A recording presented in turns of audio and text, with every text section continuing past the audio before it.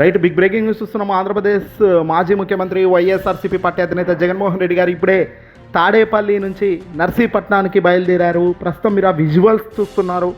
జగన్మోహన్ రెడ్డి గారికి సంబంధించిన కాన్వే ఇప్పుడే తాడేపల్లి నివాసం వేదికగా బయలుదేరడం ప్రారంభమైంది.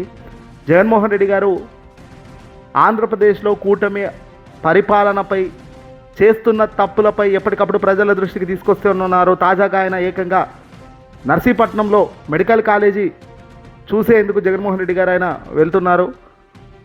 జగన్మోహన్ రెడ్డి గారు ఏది చేసినా ఒక పక్కా వ్యూహం ప్లాన్తోనే చేస్తారు. కానీ ప్రజా అభిమానం ప్రజల ముందు కూటమి అది పూర్తిగా ఫెయిల్ అవుతుంది. కూటమి నిరూపించుకునే దశలో లేదు. ఇక్కడ జగన్మోహన్ రెడ్డి గారు పర్యటన ఇలా సాగబోతుంది. ముందుగా షెడ్యూల్ ప్రకారం ఉదయం 11 గంటల సమయంలో విశాఖ ఎయిర్పోర్ట్కు చేరుకుంటారు జగన్మోహన్ రెడ్డి గారు. అక్కడ నుంచి ఎన్ఏడి జంక్షన్, పెందుర్తి, కుండలి మీదుగా అనకాపల్లి, తాళపాలెం నుంచి నర్సీపట్నం మెడికల్ కాలేజీ వరకు వెళ్లే విధంగా రూట్ మ్యాప్ అంతా ఖరారు చేశారు.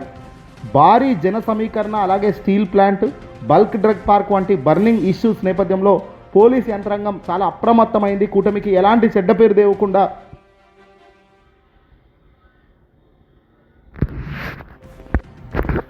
పోలీసులు వ్యవహరిస్తున్న తీరు కనబడుతుంది. నిర్దేశించిన మార్గంలో నిబంధనలకు లోబడే జగన్ టూర్ కొనసాగిస్తున్నామని వైసీపీ వాళ్ళు చెప్తున్నారు. ప్రభుత్వ వైఫల్యాలు, నకిలీ మద్యం వ్యవహారాలు లాంటివి ప్రజల డైవర్ట్ చేయడంలో భాగంగానే జగన్ పర్యటనపై రాద్ధాంతం చేస్తున్నారని వైసీపీ విమర్శిస్తోంది. కొత్త రూట్ మ్యాప్ ప్రకారమే ఎయిర్పోర్ట్ నుంచి అనకాపల్లి వైపు వెళ్లే మార్గం మారడంతో వైసీపీ ప్లాన్ బి అమలు చేసింది. నగరం అభివృద్ధిలో నియోజకవర్గాల నుంచి పెద్ద ఎత్తున వచ్చే పార్టీ అభిమానులు జనం ఎక్కడికక్కడ స్వాగతం పలికేలా సన్నాహాలు చేసింది. కాకానీ నగర్ దగ్గర స్టీల్ ప్లాంట్ కార్మికులు, అలాగే నిర్వాసిత కుటుంబాలను కలిసి జగన్మోహన్ రెడ్డి గారు మాట్లాడతారు. ఎన్ఏడి పెందుర్తి జంక్షన్ దగ్గర భారీగా ప్రజలు తరలి వచ్చే అవకాశం కనబడుతుంది.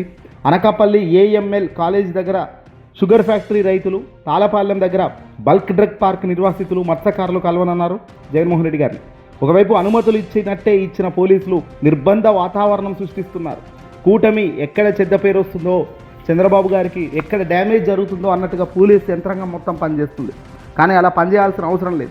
కానీ ఏం చేస్తాం, అధికారం ఎటువైపు ఉంటే అటువైపు పోలీసులు వాళ్ళ తీరును మార్చుకుంటున్న తీరు చూస్తుంటే నిజంగా బాధ కలుగుతోంది. జగన్మోహన్ రెడ్డి గారు అయితే తాజాగా తాడేపల్లి నుంచి బయలుదేరారు. ఇక ఆయన రూట్ అంతా కూడా ఇప్పుడు హై టెన్షన్లో ఉంటుంది. చూడాలి ఏం జరుగుతుందనే దానిపై.